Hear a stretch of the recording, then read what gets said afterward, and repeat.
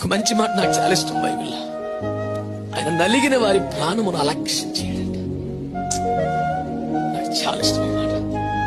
అన్యాయంగా నిందలు, అవమానాలు, వేదనలు, బాధలు, పోరాటాలు నలిగిపోయావు చూడు. నీకు ఇంకే స్పెషల్ క్వాలిటీ అక్కర్లేదు బిడ్డ. నీ నలిగిన నీ జీవితమే దేవుని నిర్లక్ష్యం చేయలేడు. ఆయన స్వభావం అది కాదు. లైట్ తీసుకెళ్ళాడు, పక్క నుంచి బైపాస్ అయ్యి వెళ్ళిపోయి నలిగిపోతున్నావుగా. నిద్ర లేని రాత్రులు గడిపావుగా.